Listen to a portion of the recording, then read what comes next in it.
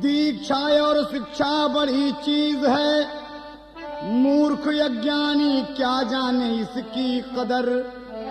भाव भक्ति भजन कीर्तन और लगन मन मगन हो कर करता है जो भी बशर। हरि कृपा से उसे ज्ञान मिल जाता है, प्रतिभाशाली बने पूरे संसार में। शेष सनकादि शारद और सप्तऋषि उसकी चर्चा करें हरि के दरबार में।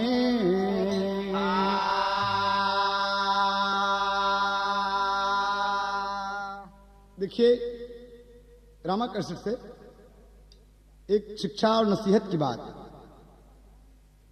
ज्ञान ध्यान भगवान सबको नहीं देते, परिवार देते हैं, सब कुछ होता है, लेकिन कभी कभी मूर्खता पीछे पड़ी रहती है। ये बात देखिए कव्वाली का नमूना मिला, क्या कहना है। मालिक के घर में देर है, अंधेर नहीं है।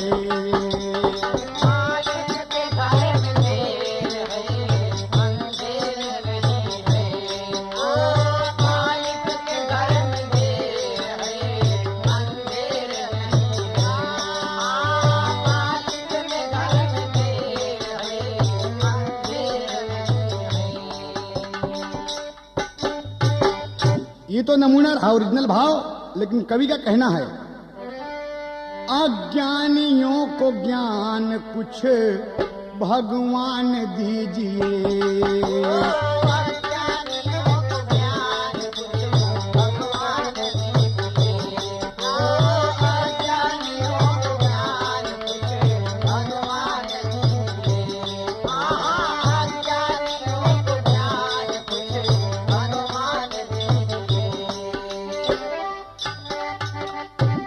अज्ञानियों को ज्ञान कुछ भगवान दीजिए।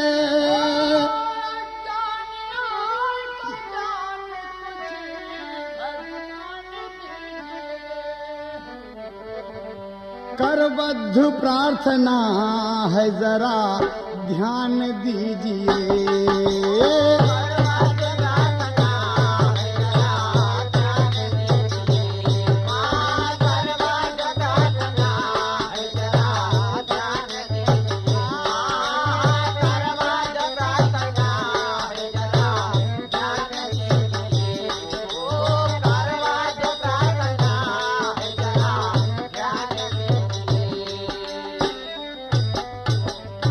कवि से भगवान से कवि प्रार्थना करता है कि अज्ञानियों को कुछ ज्ञान मिले।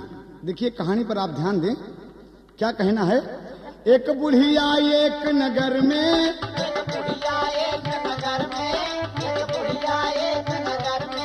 पीछे बच्चों की माता,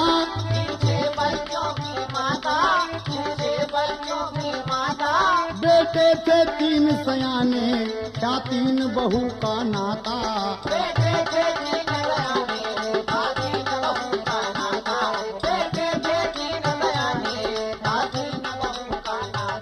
बेटियां 3 बुढ़िया के,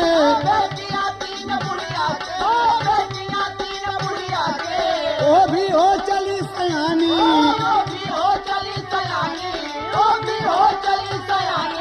परिवार बहुत सुंदर था लेकिन बुढ़िया अज्ञानी।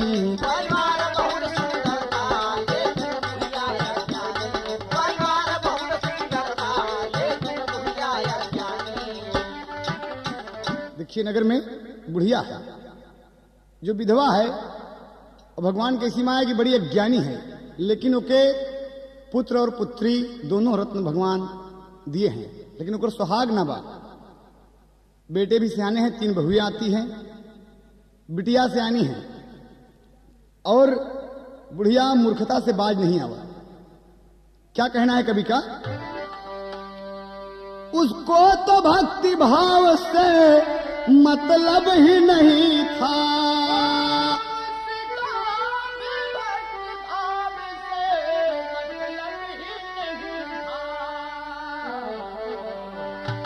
परमा तो सदियों माँ है, परमा तो सदियों माँ है, सम्मान दीजिए।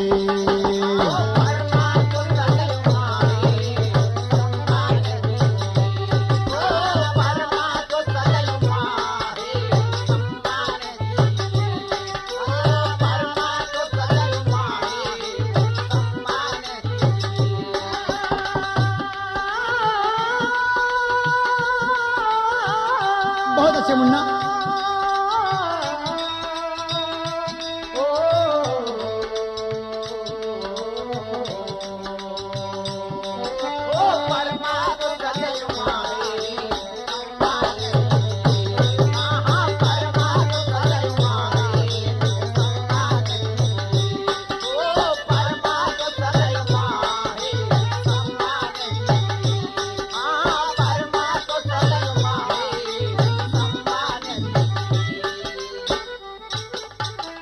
कितना सुंदर भाव मिला। पर माँ तो सदियों माँ है, सम्मान दीजिए, चाहे जैसे भी हो। लेकिन देखिए यहाँ पर एक दिन की घटना हो गई कि गांव में गांव वाले मिलके चंदा चपाटी इकट्ठा करके श्रीमद् भागवत गीता का पाठ बैठा दिए। चर्चा हो गई कि गांव में पंडित जी आए हैं, गुरु महाराज आए हैं, भाई भागवत होते मंदिर पे सब कोई चलो। तो तीनों बहू सोचे थे कि अम्मा का एक दिन कही कि चला अम्मा यहाँ पे दे कि बुढ़िया ज्ञानी है, चल के कुछ सुनी है बात, भगवान की राम चर्चा सुनी है तो कुछ इनके ज्ञान पैदा हो जाएगी। और कहे अम्मा, कहे हाँ, कहे एक बात तो उससे कही माना, कहें कि बोला बिटिया का थे? तो बोल पड़ी, तर्ज है, एक पत्ती पढ़ के मास्टर। अच्छा कहना है, बाटे भरोसा तोहार बलम दगा दई के न जइहो। ये तो तर्ज का ओरिजिनल भाव रहा, लेकिन हिया पतोहिया अपनी सासू जी से कहा था। एक पत्ती तो नहीं बढ़ला मास्टर नीचे से। सुना मोरी अय्या मुरान, सुना मोरी अय्या पुराण, महान गुरु मंदिर में आए।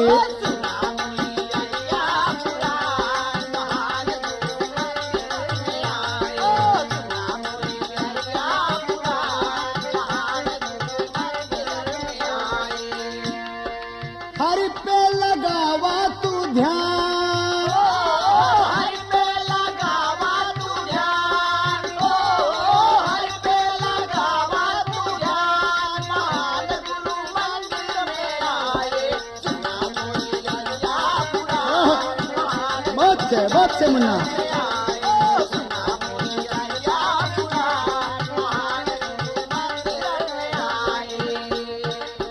अंतरा मास्टर कहीं अम्मा बड़ा बढ़िया गुरु महाराज आए हैं, इतना सुंदर प्रवचन कहा थी, भागवत गीता का पाठ कहा थी, कथा कहा थी कि एकदम समझ लिया कि मन निर्मल हो जाइए अम्मा।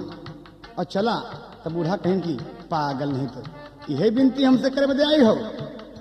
ये अज्ञानी बुढ़िया वो अपने मन में सोचा था कि ये बेवकूफ हैं, पागल हैं। और कहाँ कहा था,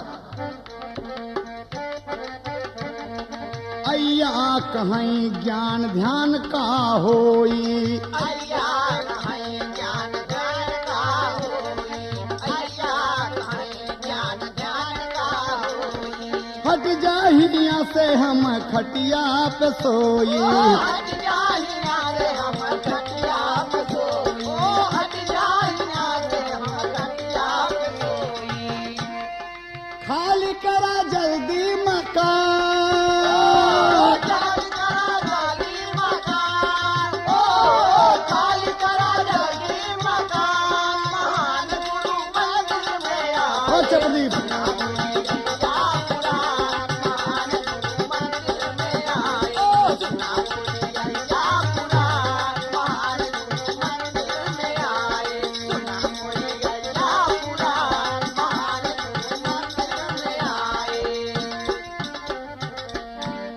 कहे कि इनके सोवे का काज हो बा। हट गया हट के अम्मा डांटा थे बुढ़िया सोवे में एक नंबर बा। कौनो कथा भागवत अगर अच्छी बात हो लाग तो करे देश का उहाई घेर ले और रे के सोवे कहे हमका सोवे का काज हट गया। कहना अम्मा मान ला बात हमार चली चला अम्मा माना बात कह सुना हमका सोवे का काज हो बा। कहन कि अम्मा मान ला बात। बहू का कहा था अंतरा मास्टर बहु अर कहई अय्या त्यागा निदरिया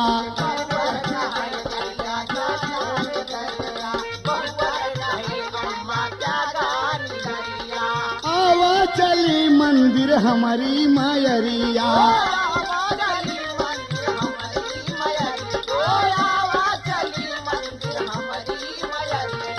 बबले बूढ़ी वाट का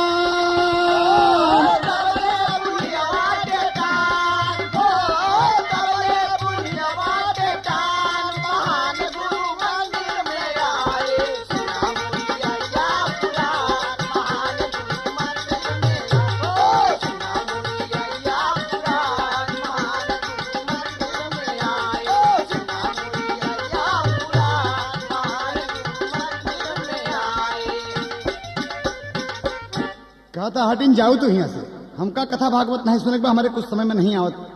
कहन अम्मा का बताई कहन कि सुन हमार बात। फिर अंतरा मास्टर हमारे समझ में कुछ नहीं आवत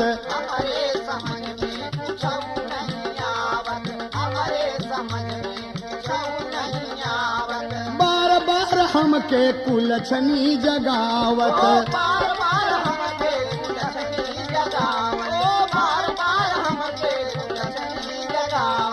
होला नुकसान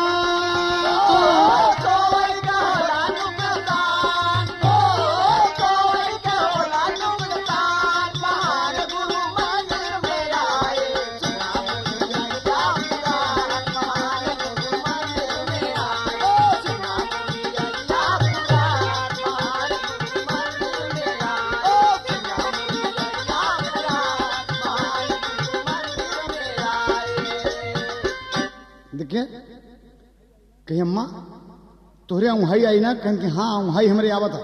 कहन अम्मा लोटा की पानी ले चलो जब तू अउहाई लगबू तो तुहार आँखी धो दे। कहन कि पागल नहीं तो कहन मोर अम्मा हो तोरे घोड़े गिरते ही चली चला राम चर्चा सुना भागवत गीता का प्रवचन होत बा अचल के सुना ना हुआ।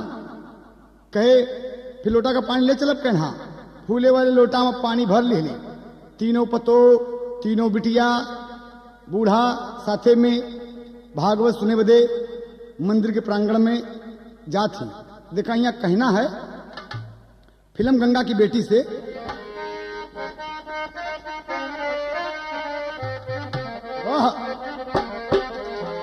उठावे बुढ़िया हो उठावे बुढ़िया उठावे बुढ़िया हो उठावे बुढ़िया भर के लोटवा में पनिया उठावे बुढ़िया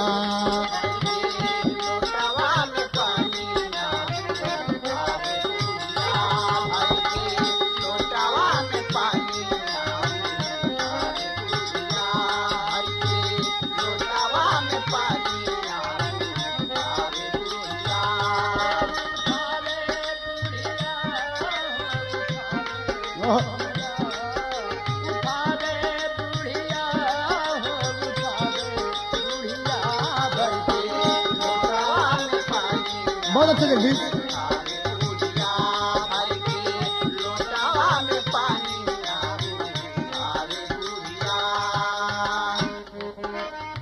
लोटा में पानी ले ली चली भय कथा सुने सब घर से चली भय कथा सुने सब घर से चली भय कथा सुने सब घर से सब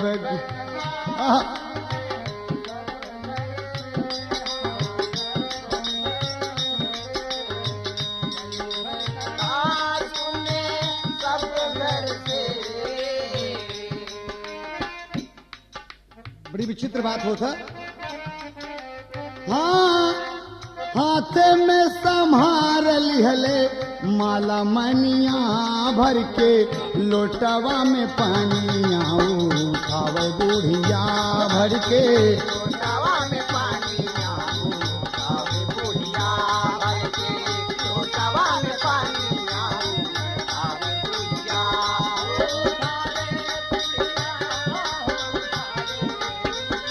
उठावे बुढ़िया हो उठावे बुढ़िया भर के लोटावा में पानी आऊं आवे बुढ़िया भर के लोटावा में पानी आऊं आवे बुढ़िया अरे बाप रे लेके चली जाती माला वाला ले ली और बड़े प्रेम से जात है लेकिन बुढ़िया सोए में एक नंबर पतोह का हाथ पकड़े बा अम्मा हे अम्मा चला कहीं चलत है रे अरे अरे जमुआ करे अरे बाप रे कहीं न पतोहिया कहा था कि ए अम्मा रहिया में बुढ़िया के आई गनी दरिया गैया में बुढ़िया के आई गई दरिया गैया में बुढ़िया के आई गई दरिया आई गई दरिया अइया के झट से उठावे कनिया भर के लोटवा में पानिया बुढ़िया भर के लोटावा में पानी आऊं आवे बुढ़िया भर के लोटावा में पानी आऊं आवे बुढ़िया ओ उठावे बुढ़िया हो बहुत अच्छे मुन्ने उठावे बुढ़िया हो उठावे बुढ़िया भर के लोटावा में पानी आऊं आवे बुढ़िया भर के लोटावा में पानी आऊं आवे बुढ़िया बुढ़िया जब वहां लग तो पतोहियन कहा कि सुना ये रास्ते में सो जाई हैं रास्ते में सो जाई तो कहीं का करी कहीं किनका गोदी उठाई ला और लटकाए ली बूढ़ा के बूढ़ा कहे रे पापा छो छो छो कहीं की चली चला अम्मा कौनो सूरत से ले जाए के ओके मंदिर में बैठा दी प्रांगण में जहां गुरु महाराज कथा प्रवचन कहत रहे बड़े प्रेम से अब बुढ़िया बैठ गए कुछ देरिया देखे देखे फिर वहां आई गए और लेके लोटा में बगल पानी बा ओके गोले के नीचे रखे हैं बिटिया उनका राखी धोवा दिए हे माई जाग दिखता है कृष्ण भगवान रथ हाकत हैं अर्जुन बैठा हैं गुरु महाराज बतावत हैं तो सुना ना कथा भागवत है कहीं की वहां लागत बा हमारे हाँ कहीं अरे पागल हो अम्मा कहीं की का बताई कभी कोई टेरी के भाव देना पड़ा अरे राम पानी से आखी धोवई बिटिया पंडित कहाँ भागवत बुढ़िया बैठ के सोवई पानी से आखी धोवई बिटिया कहाँ भागवत बुढ़िया बैठ के सोए पानी से आँखी धोए बिटिया पंडित कहाँ भागवत बुढ़िया बैठ के सोए पानी से आँखी धोए बिटिया धोए बुढ़िया वो धोए पानी से आँखी धोए बिटिया पंडित कहाँ भागवत बुढ़िया बैठ के सोए पानी से आँखी धोए बिटिया पंडित कहाँ भागवत बुढ़िया बैठ के सोए पानी से आँखी धोए बिटिया बतावा यह राम के चर्चा होत बा हरि कृपा के गुरु महाराज प्रवचन करते हैं अब बुढ़िया रह रहे वहां बा करती बा और बिटिया आंखी धोआवा था लेकिन देखा ये वहां खतरा कह गई का कहा था कथा भागवत समझ न पावई रही रही के बुढ़िया भाई अगल बगल के लोग कहीं की कसमाई गईली पगलाई आधा घंटा मानव फेरी उनकर आँखी गई धोवाई ऐसे यौहाई चाकी पर गई बिटिया बहू गई नौबिया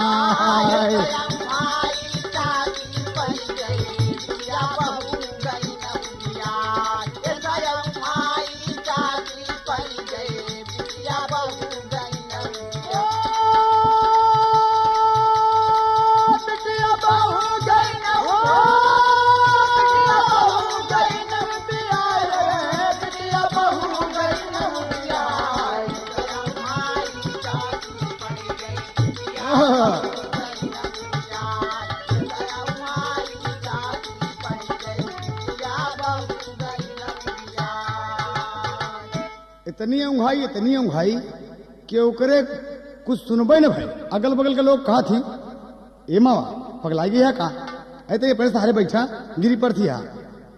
आधा घंटा में 9 बार आंखी धोवाई गई, लेकिन बुढ़िया का ऊंघाई छुटत न बा। और इतने में देखा जहां अच्छी बात होत रहा था हुआ कुछ चोरों चहरी रहा थी। एक लड़का सोचा था कितना लोग आए हैं, कुछ जूते चप्पल मसक दे खड़ा बा।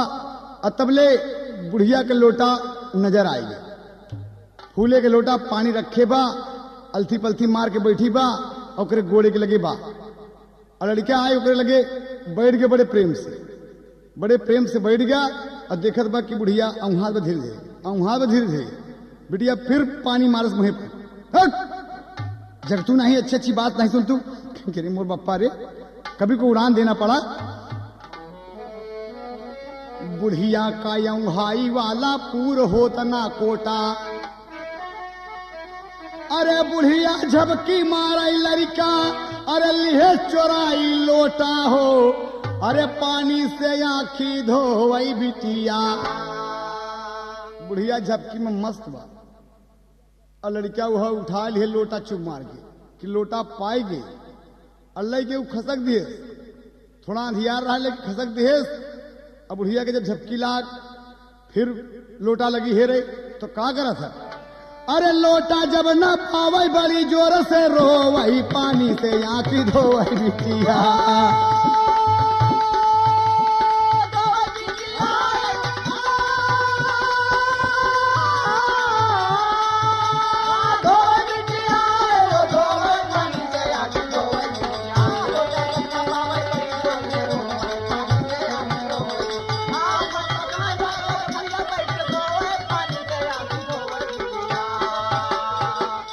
अरे बाप रे, अरे अरे हमार लोटा। बिटिया कह माई का भाई दुल्हनिया बोल सकी अम्मा का भा कहना तेरी की। अब खड़ी हो गई भरी मंडली लोगन का। अब बुढ़िया खड़ी होकर का कहा था, ताज लगा था प्रयागराज वाली एक पत्ती बल के मास्टर। बुढ़िया लगी कहा है हमार लोटा, एक पत्ती उल्ला मास्टर। अरे मोर बप्पा रे, अरे मोर दई हो ना कहिया पे आए हम। कहन का बढ़िया का भा, कहन हमार लोटा लाई गईल न नारायण। हमार लोटा लाई गईल न नारायण।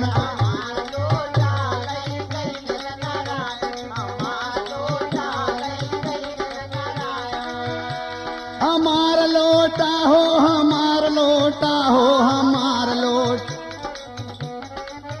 लाई गईल न नारायण। हमार लोटा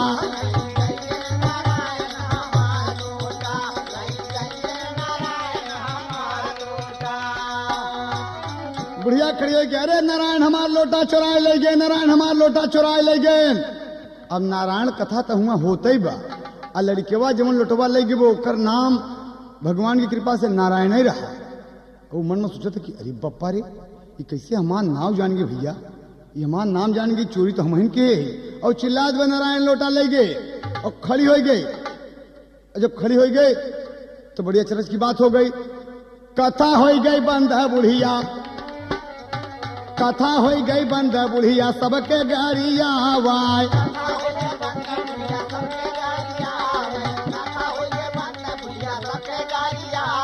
गुरु महाराज खड़ा हो के समझावा।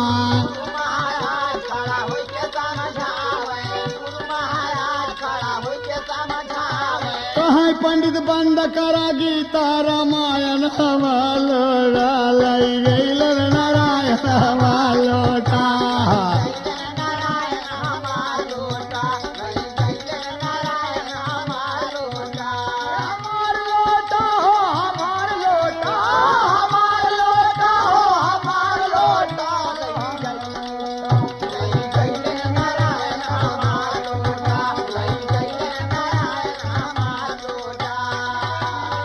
बंद करा पर भागवत रामायण यही सुने बोले नारायण लोटा उठा ले गए हमार। रे ए बुढ़िया, अरे शांति बनावा, शांति बनावा। रे मोर बप्पा रे हम का बताई हम का होता है हमके चैन नहीं पड़ता। फूले वाला लोटा हमारे नैहर कथा आती, फूले वाला लोटा हमारे नैहारे का खाने, फूले वाला लोटा हमारे नैहारे का खाने। लाई जा भगवती गाड़ा हाय रे दही नाती, लाई का भगवती गाड़ा हरे दहीनाथी, लाई का भगवती गाड़ा हरे दहीनाथी। अरे और सब है मोर लोटई चोरायन हमार लोटा लई गईल नारायण हमार लोटा। नारायण हमार लोटा लई गइलन, नारायण हमार लोटा, ओ हमार लोटा लई गइलन नारायण, ओ हमार लोटा लई गइलन नारायण, हमार लोटा लई गइलन नारायण, हमार लोटा लई गइलन नारायण। बैठ बैठ सुना तो से भागवत हम जात है। हमारे गुस्सा में बुढ़िया घर चल दिए करे मोर बप्पा रे लोटा एक रहा होगा। का बताइए इस भागवत इस रामायण हम नहीं देखी भैया कि नारायण चोरी के ले गए। और देखा का कहा था, पटकत की गोहला बूढ़ा घरे गई आई, पटक की गोड़ बूढ़ा घरे गए नाई, पटक की गोड़ बूढ़ा घरे गए नाई। तोहरे सबके चलतन तोहरे सबके चलतन दिहले थाती हम गवाई। तोरे सबके चलता निहले खाती हम गवाई, तोरे सबके चलता निहले खाती हम गवाई। अरे ऊपर पर गांव जवन ई सब करायन हमार लोटा लई गईल नारायण हमार लोटा। लोटा लई गइलन नारायण हमार लोटा, हमार लोटा, हमार लोटा, हमार लोटा, ओ लई गइलन नारायण हमार लोटा, लई गइलन नारायण हमार लोटा। कहीं तोहरे चलतन लोटा फूले के चला गया। कहना अम्मा संतोष करा बिटिया पर तो सब समझा के अम्मा संतोष करा कि लोटा ही गया बना। कहीं की बस अब कह देते बस बोलू जी ना हट लोटा गंवा उठा उनका भागवत कथा सुनने गई है वहां। देखा कहना अम्मा रात बीत गए और दुल्हनिया फिर आए अपने अम्मा के लगे। जब प्रवचन का वक्त भवा तो फिर आए का कहा था, दूसरे दिन अय्या से बहुअर करे लगी फरियाद। अम्मा एक बात बताइए कहना, कहीं चली चला मंदिर में अम्मा आज मिली प्रसाद। कहें आज भागवत का अंतिम दिन आज होम होई सब कुछ होई और आज प्रसाद मिली अम्मा। कहें कि प्रसाद मिली कहना, कहते हमारे आगे खड़ी हुई तो प्रसाद तो का हम ही दे दी प्रसाद तो हम से ले ले। कहना अम्मा प्रसाद देबू कहना। अब बुढ़िया खिसियान बे कि ओकर लोटा हेराई गई भागवत के पीछे और गुस्सा में भरी बहू का कहा था, अरे तमाचा खींच के मारस गाल पकड़ के टोवई पानी से आखी धोवई बिटिया। तुम्हारे गाल पकड़ के धोवई पानी से आँखी धोवई बिटिया, तमाचा खींच तुम्हारे गाल पकड़ के धोवई पानी से आँखी धोवई बिटिया।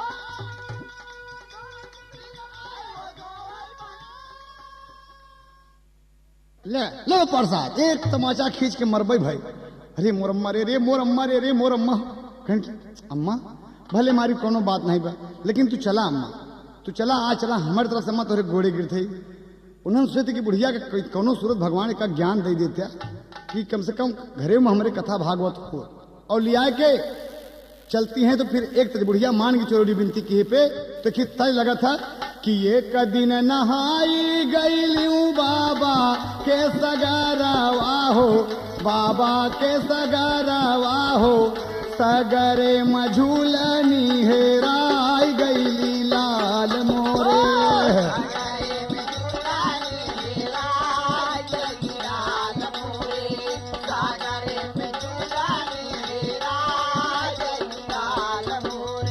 ये तो तर्ज का ओरिजिनल भाव रहा लेकिन देखा बुढ़िया बड़े प्रेम से तीनों कहाई मंदिर चला लागी हम चरानावा हो, लागी हम चरानावा हो, सोचेला मयन वायन हन होई गई जीव का काल मोरे।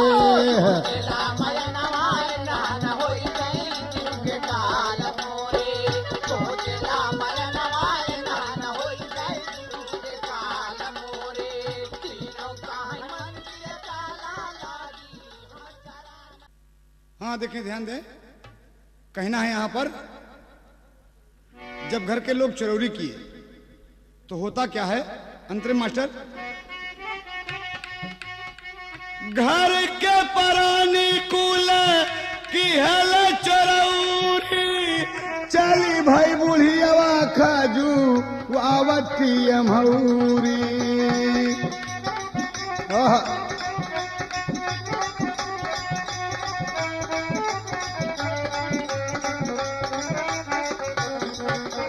आई गईले मंदिर बैठे मारी के असानवा हो, मारी के असानवा हो, सोचेला मयन मायन हन होई गई जीव का काल मोरे।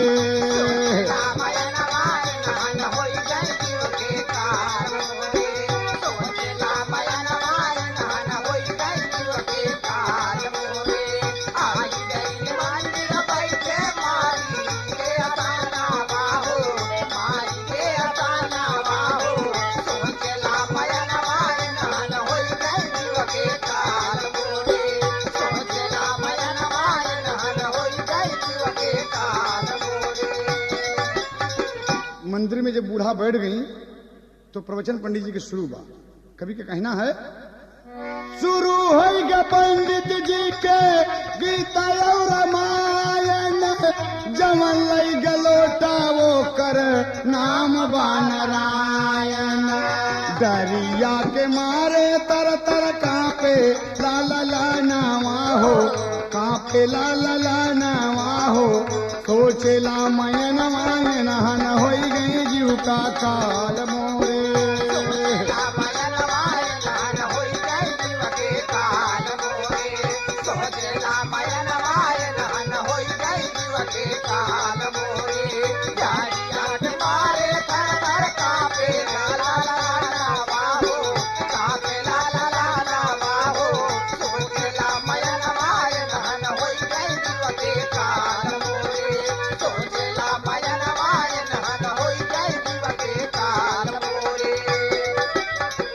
लोटा चोर नारायण सोच रहा है अपने मन में, और का कहा था, खड़ा बा नारायण लड़का करेला विचार हो, लोटा लौटाई देई नाही बा बेकार हो। लोटा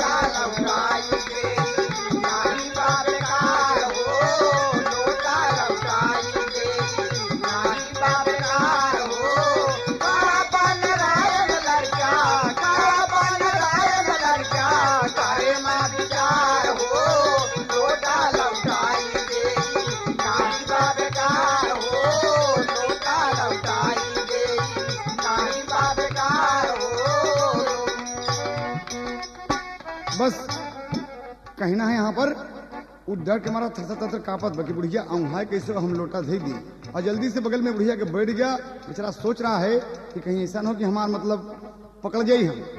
बस बुढ़िया जब वहां गए, बड़ी ज्ञानी ध्यानी बुढ़िया कहा था, बड़ी ज्ञानी बुढ़िया जाने गईली सारी पोल हो, धीरे से लोटा धई के लड़का हो गोल हो, धीरे से लोटा धई के लड़का हो गोल हो, धीरे से लोटा धई के लड़का हो गोल हो।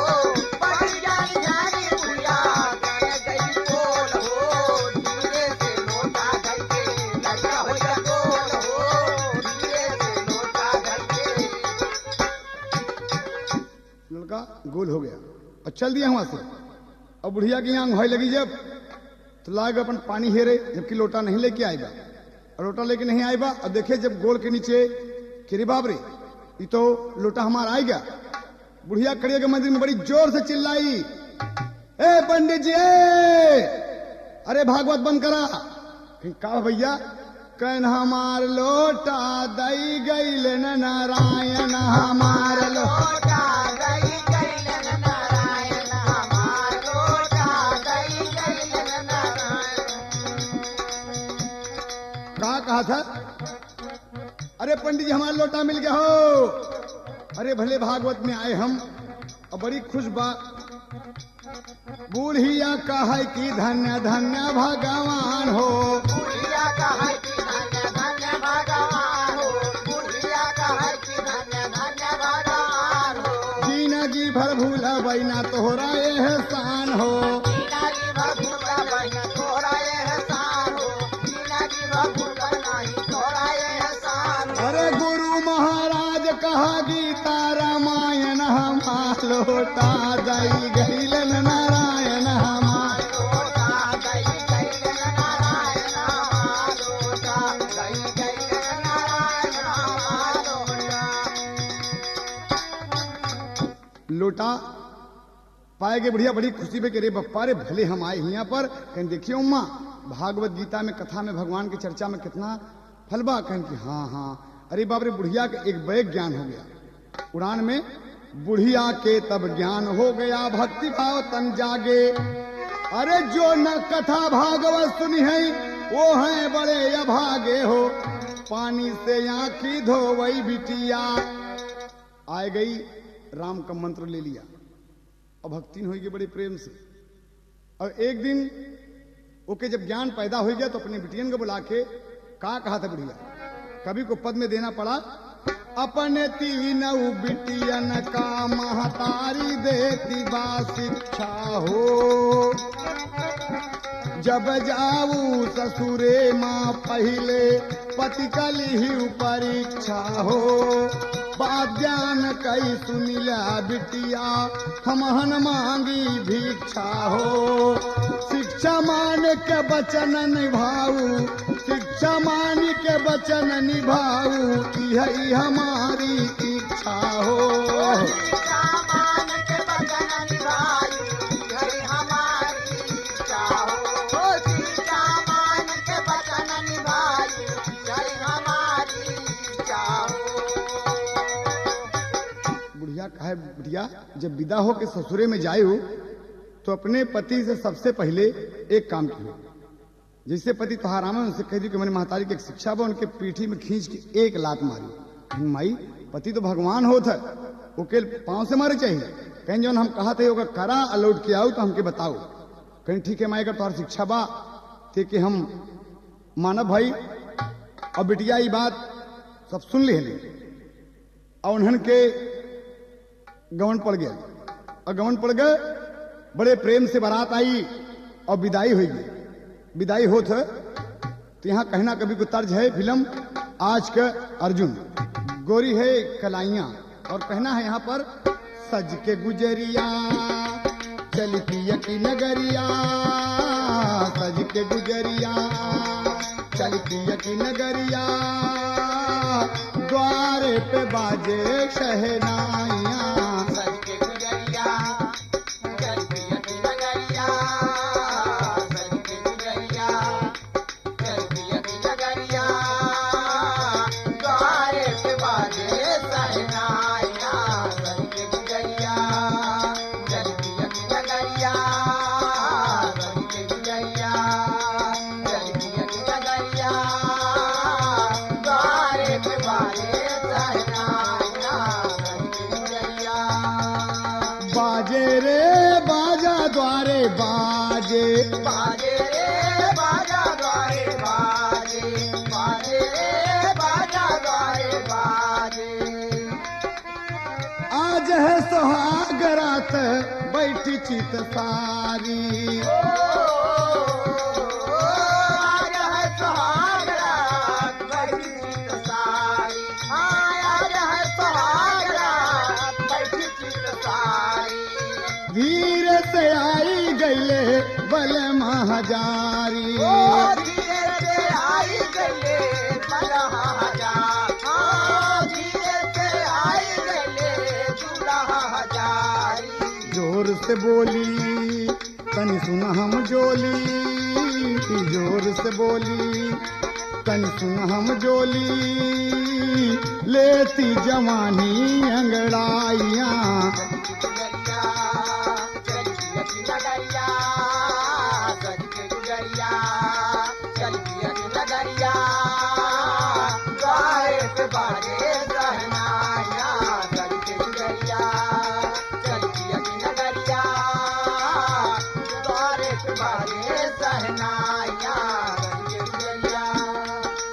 बोली है दुल्हन मारू खींच के, बोली है दुल्हन मेरी माँ का कथन मैं पहले वचन निभाऊं, खींच के लात मारू आज है सुहाग वाली पहले मैं तुमको बताऊं।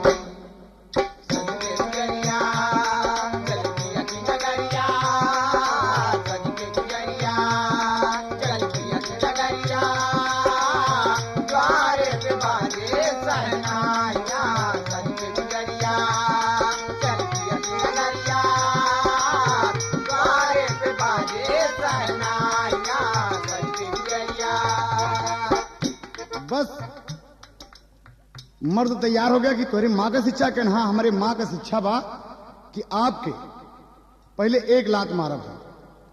मैं सिद्धू घूम गया कहीं भाई 1 लात नहीं 1000 लात मारा, हम तैयार हैं। और तिया कहे कि ठीक है, फिर घूम जा पीठ घुमा दिए और खींच के 1 लात मारे इस पीठ में। मर्दवा लंबा लंबा लेट गए, एकदम लग गए चोट वगैरह, और उठ के कहा था पत्ती पड़ के मास्टर अपनी औरत से कहा था कि तुहरे गोड़े में चोट तो नहीं लाग। अरे मोर पारी देख कितना मेहर गुलम्मा रहा ही। अरे लावा चूम ले गोड़वा तोहार रनिया, लावा चूम ले गोड़वा तोहार रनिया, दीहु पथरा सी दहिया पे मारनिया, पथरा सी दहिया पे मारनिया, दीहु पथरा सी दहिया पे मारनिया, लावा चूम ले गोड़वा तोहार रनिया, लावा चूम ले गोड़वा तोहार रनिया, दीहु पथरा सी दहिया पे मारनिया, दीहु पथरा सी दहिया पे मारनिया। लिहले दुल्हन का बगल बैठाई, लिहले दुल्हन के बगल बैठाई, हंस के खियावेला रबड़ी मलाई, हंस के खियावेला रबड़ी मलाई, ओ हंस के खियावेला रबड़ी मलाई।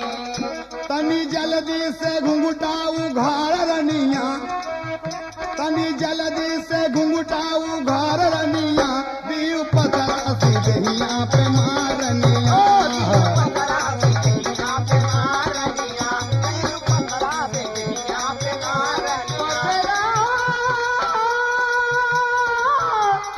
पथरा पथरा पथरा पथरा पथरा आवत गई गोड़वा तोहारनिया, आवत गई गोड़वा तोहारनिया, दीहु पथरा सी दहिया पे मारनिया, दीहु पथरा सी दहिया पे मारनिया। लगा अपने गमछा से कर पाँव पूछे कि रे मोर बप्पा रे तनी घूंघट उघाड़ा, कहने के लात मारे तो लाग नहीं, कहने लागे का बोला तू पगलव, अरे और मारा 10 लात मारा तू, हम तैयार है मारे। कहें रे मोर बप्पा रे, बैठ गए बड़े प्रेम से घूंघट उतारे, खोल दिया, और खोले के बाद बड़े प्रेमालाप हुआ, और दोनों मगन हैं। ये तो बड़की बिटिया, लेकिन मझलई बिटिया जौन बा वो अपने ससुरे जब पहुंची तो अपने पिया से कहा था कि हमारे महतारी के शिक्षा बा, उम्र मुंह कैला हम 1 लात मारब। तो मर्दवा लाग हंसे कहा कि ये शिक्षा है, कहन हाँ, कहन 1 लात मरबू, कहन हाँ, कहन मारा भाई, लेकिन एक काम करा, इतना सुकुआर तोहार, इतना कोमल तोहार पाँव बा, तो एका पीठी पे जिन जमावा हमरे। कहन काहे, कहे पीठ पे ना मारा मोरे मुहवा पे मारा, पीठ पे ना मारा मोरे मुहवा पे मारा, पीठ पे ना मारा मोरे मुहवा पे मारा, हमारे मुंह से नीक गोड़बा तुम्हारा, ओ हमारे मुंह से नीक गोड़बा तुम्हारा, ओ हमारे मुंह से नीक गोड़बा तुम्हारा। गोड़े लाग गई धूल देई झार रनिया, गोड़े लाग गई धूल देई झार रनिया, दीहु पथरा सी दहिया पे मारनिया, पथरा सी दहिया पे मारनिया, दीहु पथरा सी दहिया पे मारनिया, लावा चूम ले गोड़वा तोहार रनिया, ओ लावा चूम ले गोड़वा तोहार रनिया, ओ दीहु पथरा सी दहिया पे मारनिया, ओ दीहु पथरा सी दहिया पे मारनिया। अरे बाप रे, वो घुमा दिए कि तोहार गोड़ चुम्मब अरे अब का कही, इतना सुखवार बा, एके तो हमारे मुंह ना बजमा दुल्हनिया हंसला का मुँह पर नहीं, हमार महतारी कहे पीछी मारे बरे हम पीछी मारा, और घूम गया और एक लात दे के चपक दिए, और जब चपक दिए तो गिर गया, और गिर गया वो के निकुरा मुंह कुल भरता हो गया ससुर के, और एकदम लगा पूछे, कहेंगे रे मोर बप्पा रे क्या कही, कितना बढ़िया लात रहा था, ऐसी चोट कभो नहीं खाए रहे, बगल में प्रेम से बैठा लिए। ये तो दोनों को किस्सा हो गया, लेकिन छोटकी बिटिया जब अपने ससुराल पहुंची और पिया से मुलाकात भई, पिया से मुलाकात जब भई तो मर्दवा आया जब, तो कहें कि हमारे महतारी की एक शिक्षा बा, तनी तुम मुंह हमर घुमाइला, तो हम बोली अरे आज मुंह हमर काहे घुमाई, कहीं घुमाओ बताई हम, तो घुमा ली कि भाई का शिक्षा है, का ही करे चाह तो घुमा ली है। आज छोटकी दुल्हन अपनी चारपाई पर खड़ी होके, और खड़ी होके उठाए के पांव जिससे मतलब मारे चाहे, तबले मर्दवा खड़ा हो गया, हराम खोर, अब पांव पकड़ के उठाए के दई मारे, और क्या कहा था, कभी को अल्लाह का तरज देना पड़ा।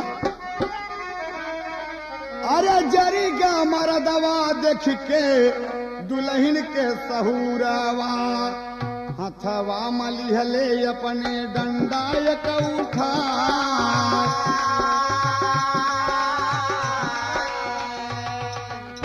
रतिया से जरिया पे मार करई बबुआ, रतिया से जरिया पे मार करई बबुआ, हो रतिया से जरिया पे मार करई बबुआ, लाते घूसा मार के ऊ दिहल सगीरा, बोल रे हराम जादी पियावा के मरबे, बोला हराम जादी पियावा के मारा बे, बोला हराम जादी पियावा के मारा बे, तोरी महातारी दीहिम सिखिया बता, बारावा पकड़ के ओके धरती पे घसीटे, ओ बारावा पकड़ के ओके धरती पे घसीटे, बारावा पकड़ के ओके धरती पे घसीटे, अरे छतिया पे वो करे बहादुर चढ़ी जाए हो, छतिया पे वो करे बहादुर चढ़ जाए हो, छतिया पे वो करे बहादुर चढ़ जाए हो, हराम खोरत बोल, तेरी महतारी की शिक्षा है बदतमीज, पति भगवान हो था, मत डंडा डंडा लाते घूसा एकदम पीट के फेंक दिए, हराम खोर नहीं तो अब कहा था, दुल्हनिया उड़ के कह रहे मोर बप्पा रे, मोर बप्पा रे, जी मारा कहें कि नहीं थोड़ी महतारी की शिक्षा है ना, पिया के चरणवा पे वो गिर दुल्हनिया, पिया के चरणवा पे गिर के दुल्हनिया, पिया के चरणवा पे गिर के दुल्हनिया, पिया के चरणवा पे गिर गए दुल्हनिया, हो पिया के चरणवा हो गिर के दुल्हनिया, पिया के चरणवा पे गिर के दुल्हनिया, अब जी नी मारा मुंह दिखाई गए पाई हो, या बजिने मारा मुझे दिखाई गए पाए हो, या बजिने मारा मुझे दिखाई गए पाए हो, अरे आज से करे पर हमारा हुक्मवा नहीं कोनो दिना देवे गतई दबा,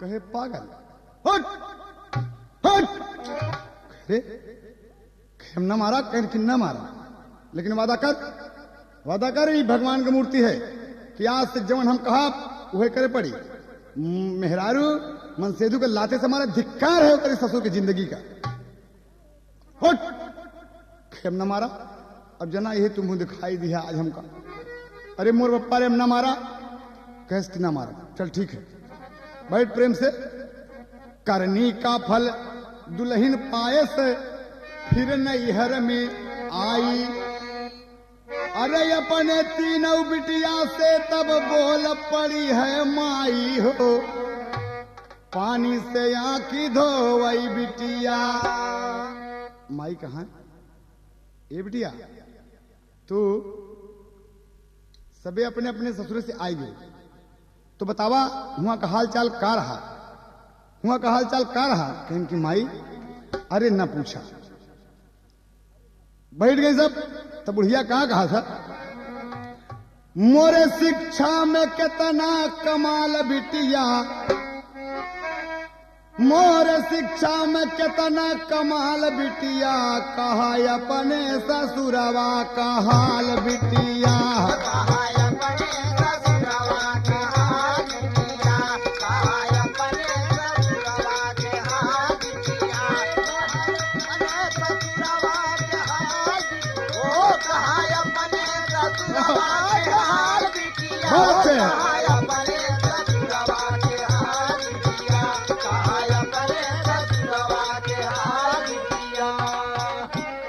बड़की बिटिया बोले ला के माई। कहन हाँ एक एक नंबर से बोला। तय बोल बल्कि बिट्टी तोर ससुरे का हाल रहा जौन हमार शिक्षा जौन हम शिक्षा दिए रहे ओकर का फल मिला तो के। कहन माई अब का बताई। बड़की कहे कि माई नीक रही शिक्षा,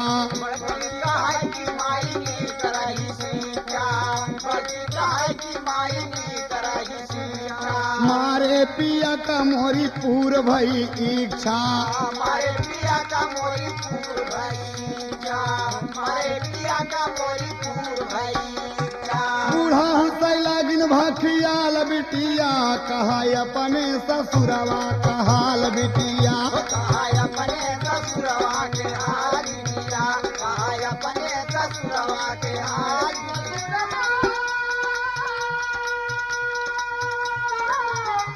हाल बिटिया, हाल बिटिया, हाल बिटिया, हाल बिटिया। कहा अपने ससुरवा के हाल बिटिया, कहा अपने ससुरवा के हाल बिटिया। कहन काबा अरे कहन माई न बोला।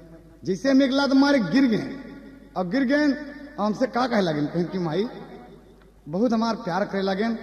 तो कहन बिट्टी दूसरी बिटिया से मछली से पूछे कि तोरे ससुरे का भरे। तो बताओ तो।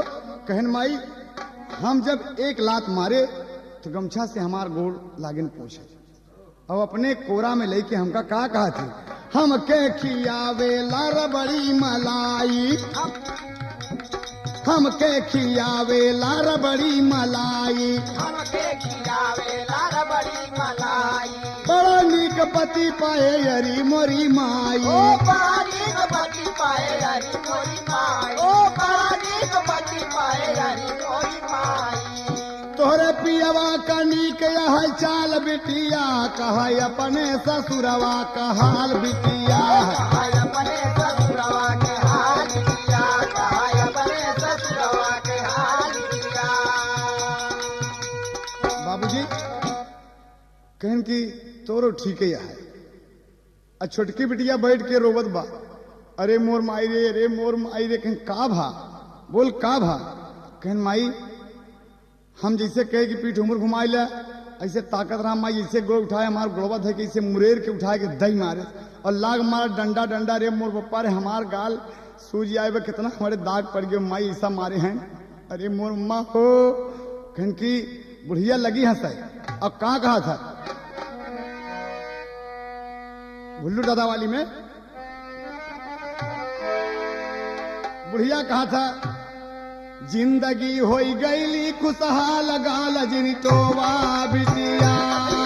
होई गई खुशहाल गाल जी तोवा बिटिया, जिंदगी होई गई खुशहाल गाल जी तोवा बिटिया। गाल जी तोवा बिटिया, हो गाल जी तोवा बिटिया, हो गाल जी तोवा बिटिया। जिंदगी होई गई खुशहाल गाल जी तोवा बिटिया, जिंदगी होई गई खुशहाल गाल जी तोवा बिटिया। कहन अम्मा हमारी जिंदगी खुशहाल हो गई। कहन हाँ।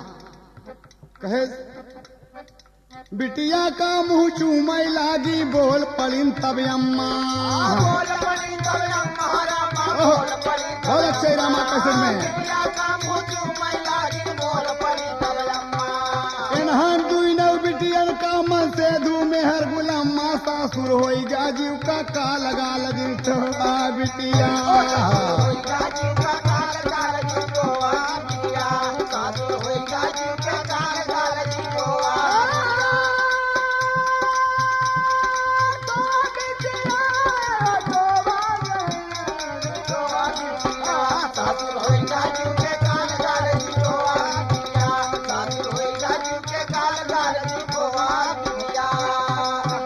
बिटिया ये दोनों जो बताएंगे लाते से मार देन मन से धू गोल धरे लगे चूमई लगे। अरे वो हराम खोरन मेहर गुलम्मा है, इनकर गृहस्थी बिगड़ गई, जिंदगी बिगड़ गए। अब बिटिया तोहार मन से जो तो कह मारे उहे बढ़िया बात कहन माई कहे बरे कहन की तोहरा पति तो मर्द है बिटिया देवता के समान। देवता के समान हो जाएगा, देवता के समान तोहरा पति देवता बिटिया देवता के समान। अरे यही मर्द का फर्ज है बिटिया, यही मर्द का फर्ज है बिटिया, यही रहा मोर ज्ञान जान से कि बलम का ख्याल गाल दिन तो वा बिटिया। बलम का ख्याल गाल दिन तो वा बिटिया, ज्ञान से कि बलम का ख्याल गाल दिन तो वा बिटिया। तो वा बिटिया हो तो वा ज्ञान से कि बलम का ख्याल गाल दिन तो वा बिटिया, ज्ञान से कि बलम का ख्याल गाल दिन तो वा बिटिया। बिटिया बड़े ध्यान से अपने पति को मानो। तोरे दोनों बहन के तो जिंदगी बेकार गई। उन्होंने मन से तू मेहर गुलम्मा है, मेहरारू जमन कहीं वही कहीं, कहीं अलग हो जात अलग हो जाए। जमन कुछ कहीं वही मन से तू कहीं, वो मन से तू लायकदार नहीं है। तो हर मन से तू लायकदार पे बिटिया देवता समान ओके रोज पूजा, ओके रोज पूजा कही तू कहन की ई बात मैं कहन हाँ कहन हमार जिंदगी बन गई। मैं कहन बिल्कुल जिंदगी बन गई, यह मर्द का फर्ज है। मर्द जवन औरत खूब कहाबी रही वह गृहस्थी कामयाब हुई। कहन की अच्छा मैं कहन हाँ। और क्या कहा था, नारी धर्म केवल पर सेवा, नारी धर्म केवल पर सेवा रखो हमेशा याद। रखो हमेशा याद हो बिटिया, रखो हमेशा याद, धर्म केवल पद सेवा रखो हमेशा याद। राम थार के घर में जैबी पैबी आशीर्वाद हैदर अली चभई है माल गाल दिन चोवा बिटिया।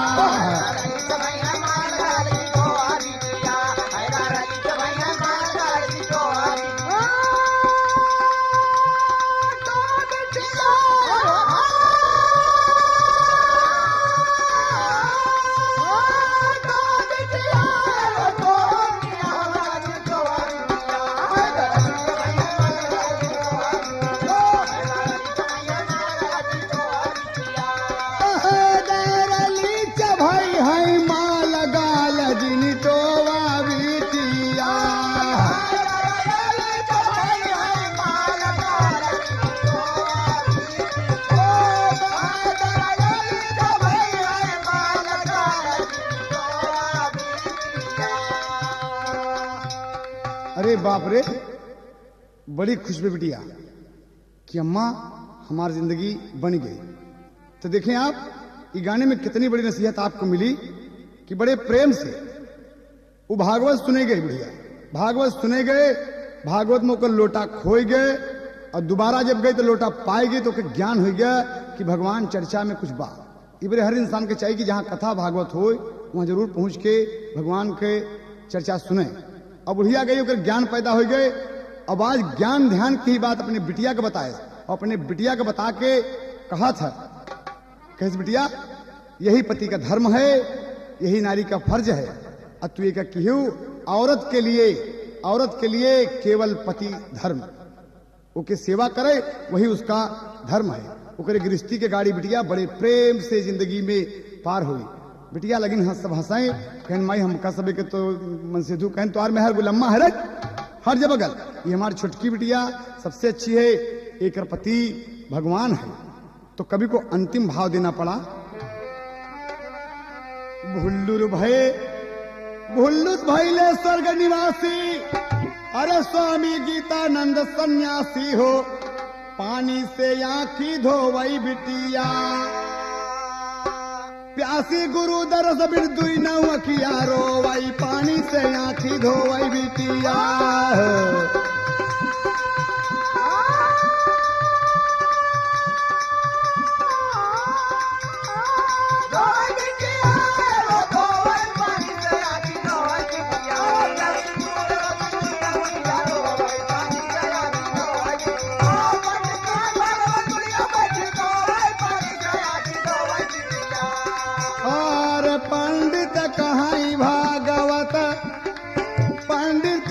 भागवत बुढ़िया बैठ के सोवई हो, पानी से आँखी धोवई